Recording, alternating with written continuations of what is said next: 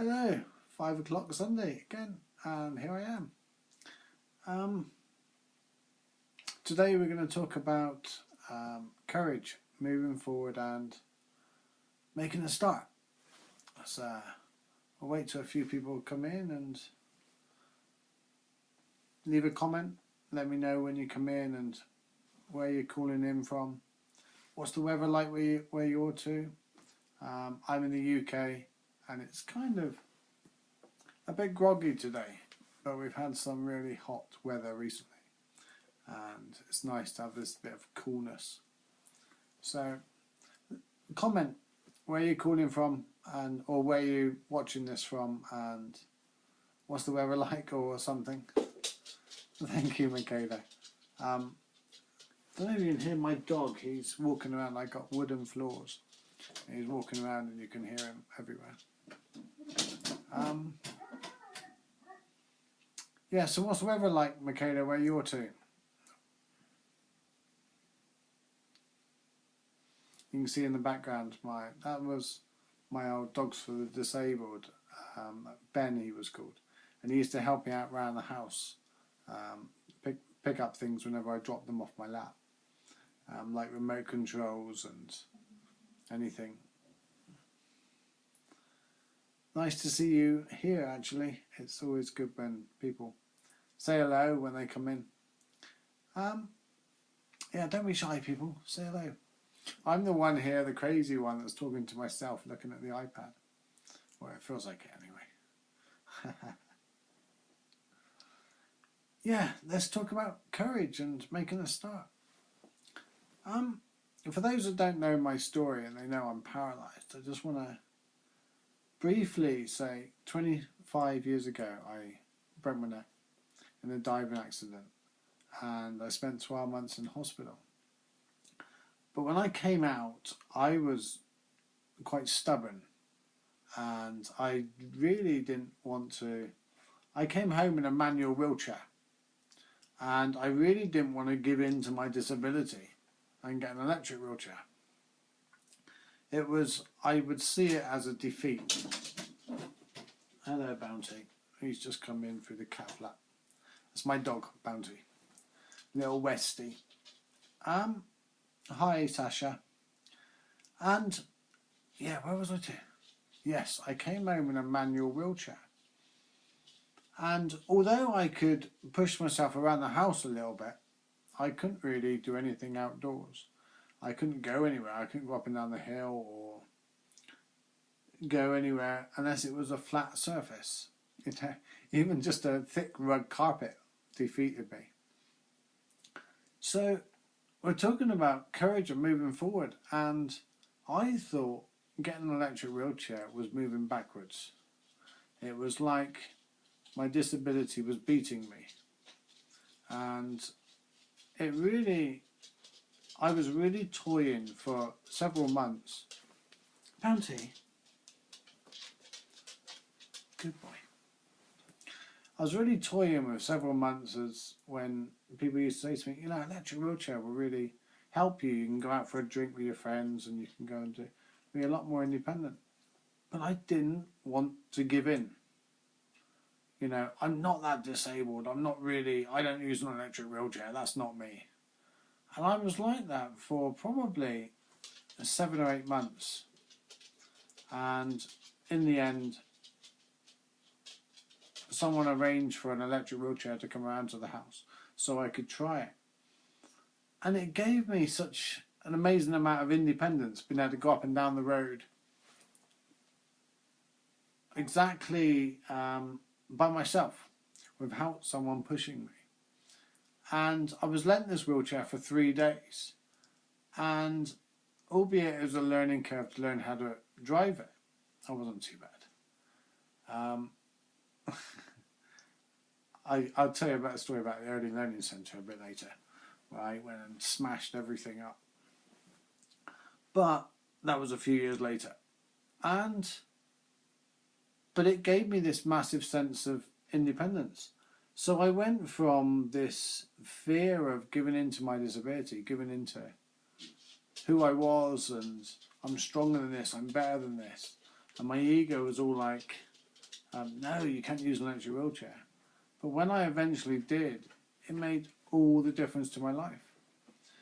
And I wanted to share that story because moving forward sometimes isn't obvious. Sometimes it might seem like a step back to swallow our pride, to realise what we can and cannot do, or even to take another direction.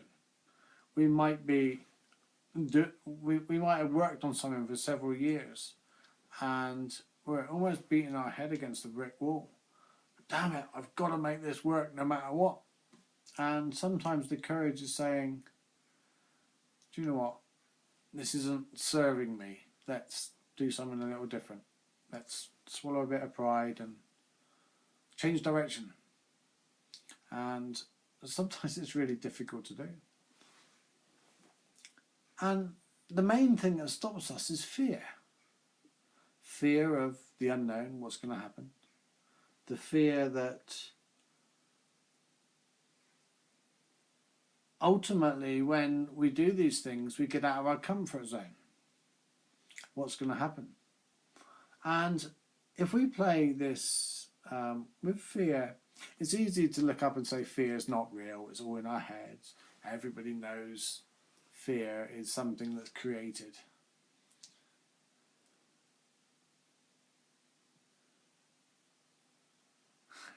Thank you, Michaela. I've lost where I'm to now. I know where I was to. I was saying about fear.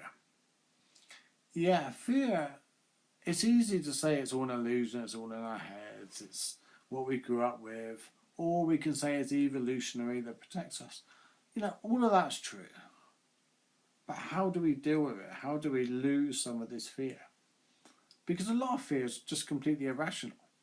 We fear something's going to happen next week, and then it very often doesn't happen, and then we forget the fact that it was all okay.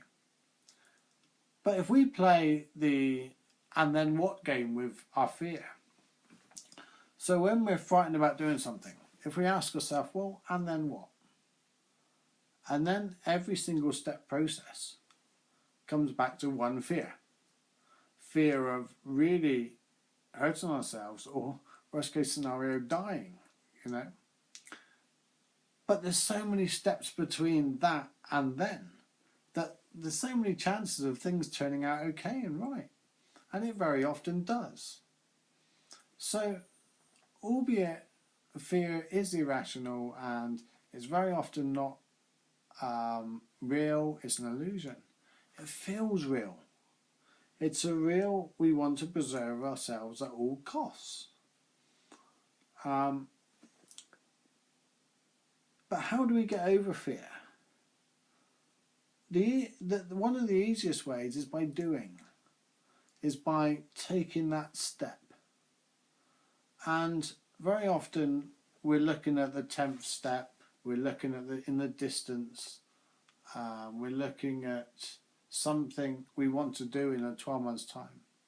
And we just don't know how to get from here to there. But all we have to do, hopefully you can hear me, my printer's now making a noise. Can you hear me, everybody? Just say yes or no. I lose where I'm to all the time. I must concentrate.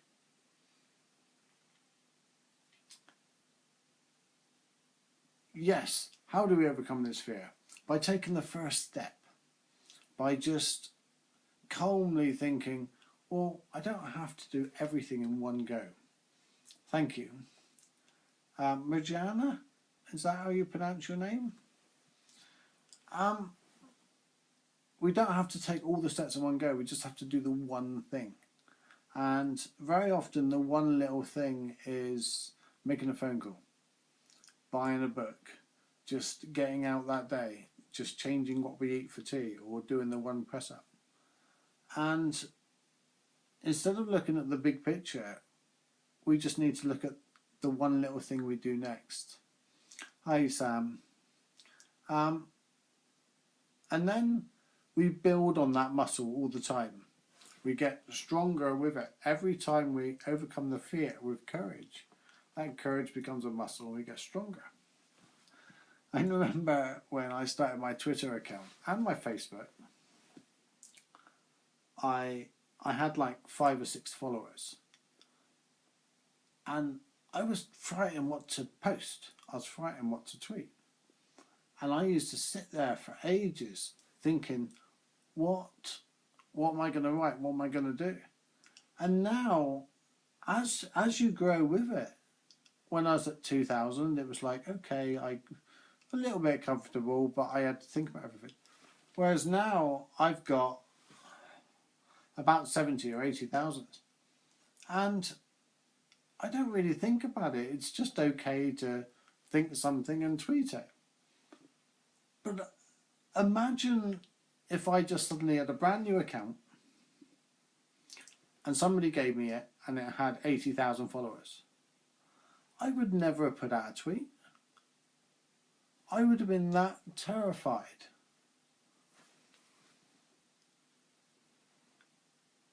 Good evening, Thabo, and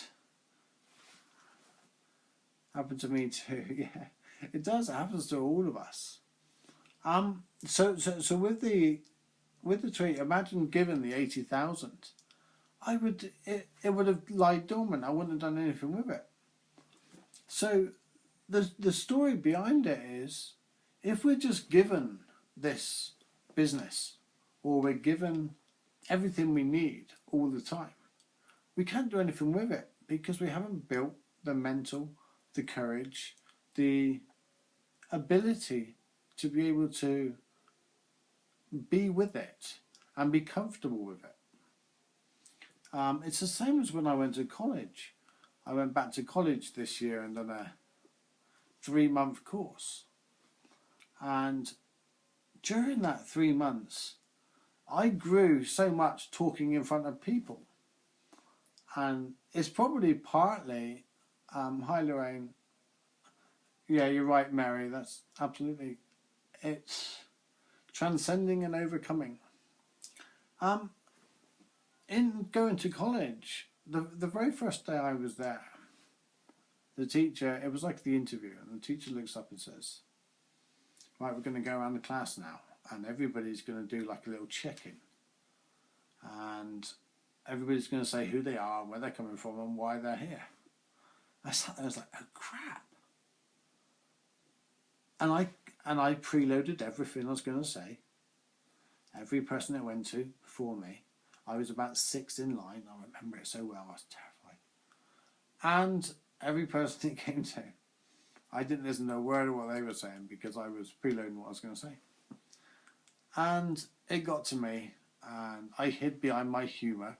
Not that I'm that funny, but I looked up and says, hi, I'm Stephen. I'm an international athlete, and I'm here for the free cookies. Well, of course, clearly it wasn't real. Cookies, maybe, you know. But I hid behind the humour because I was that terrified. The thought of talking in front of 5 or 6 people petrified me. But it was all okay. And then we had the next, the actual first lesson. And we went in, I was expecting 5 or 6 people. There wasn't, there was like 23. And I was last.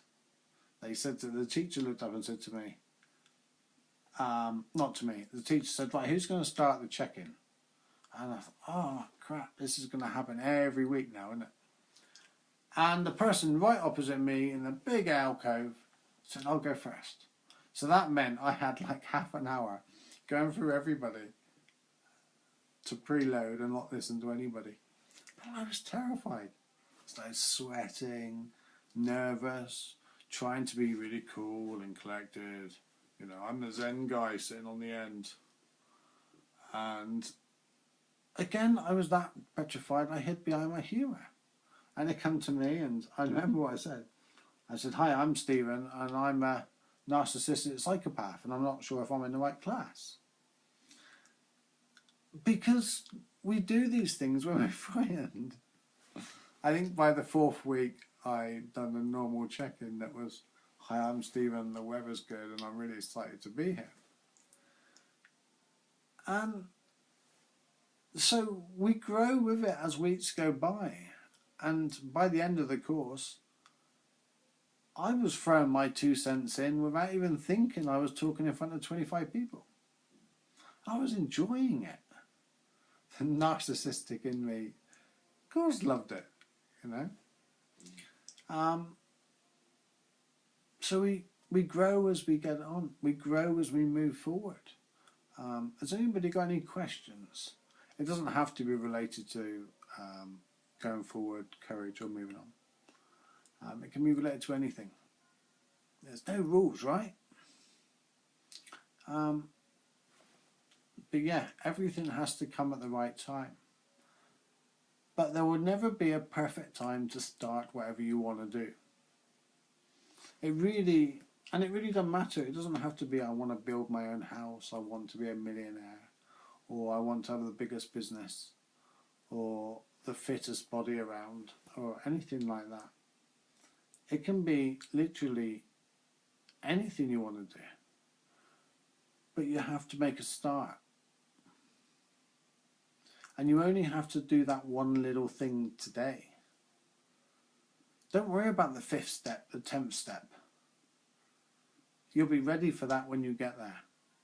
If I worried about what I was going to tweet when I had 80,000 people, I wouldn't have tweeted when I had 10. And if I was worried about talking in front of the 27 people at the end of the class, I wouldn't have gone.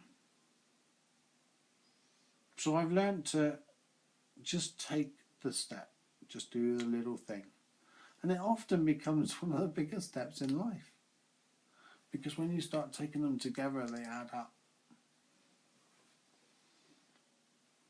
So who's with me? Who's done something major in life that was just like a quick, small step to begin with?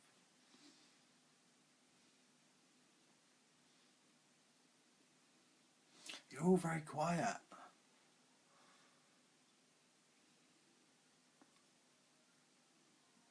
Even with this Facebook Live, when I started doing this, the very first week, I was terrified. I would pace up and down, drive in my house. And I was worried about every word I said. And when I came off, I would text a couple of friends. I would get older people and go, was I all right? Was it okay? Was it good? Did I say anything really bad? And as the weeks go by, I'm just enjoying it more, you know. It's do the things that frighten us, you know. Okay, I'm working up to a skydive. One day. Has anybody else ever done a skydive here? What's it like? Hey, Christopher. How you doing? Hi, Tracy. As Tracy, my stepsister, I had to think about it then for a minute. So yeah, has anybody done anything really courageous that terrified them? Somebody must have done a skydive or...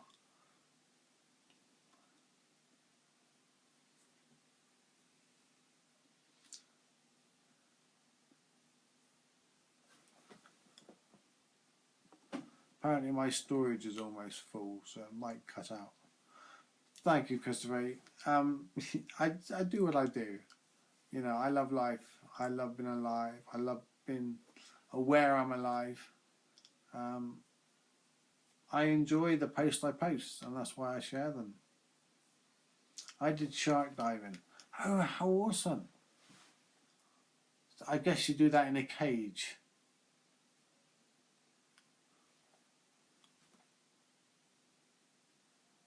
Thank you, Michaela. Yeah, all the posts I share and all what I do really is what helps me. It's just, you know, life's a journey. You know, we need to enjoy it. We need to just be at ease with it. I'm interested to hear more about this shark diving in a cage. Was you frightened? Was it like, did they come really close? And excuse my ignorance, I know nothing about shark diving.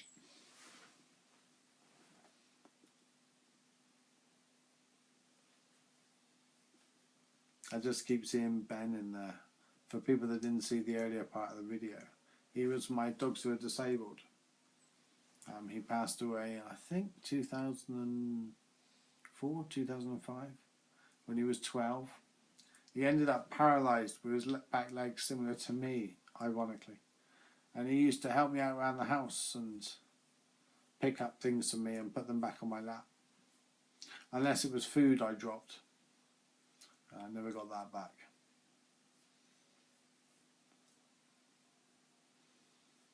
Has anybody got any questions?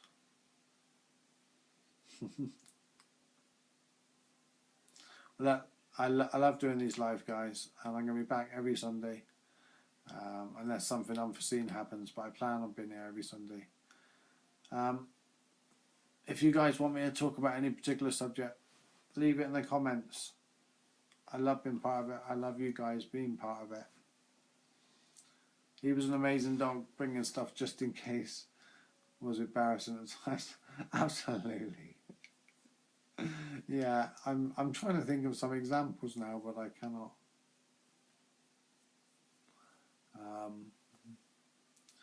Yeah, he was a very humbling dog, and everybody loved Ben. He was just really chilled right out.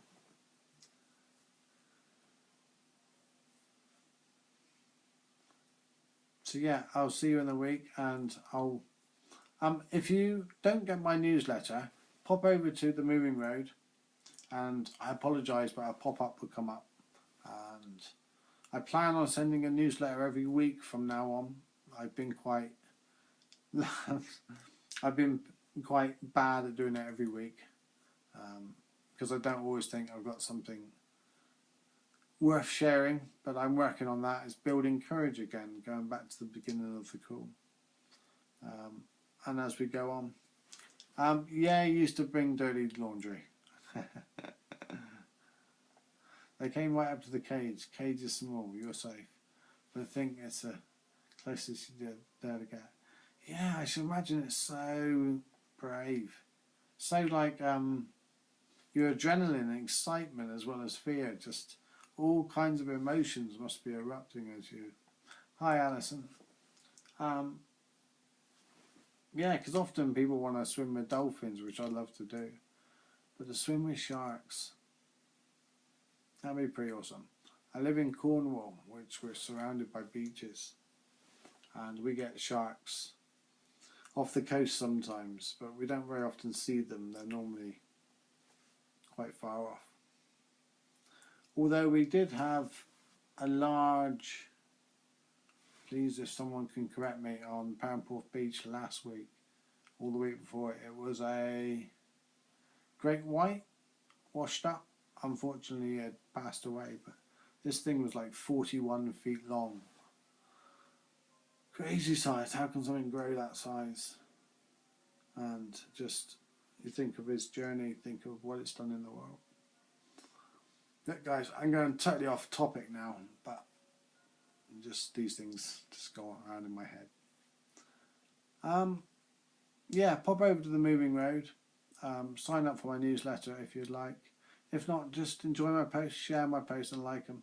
I love your comments more than anything else, and I like them all, and I'd like to try to get back to them. In the meantime, if you want me to talk about anything, send me a message, or send me a message anyway. You know, I like dialogue. I like, you know, it can be about anything. Or if you see any really good quotes that you like, send me the quotes.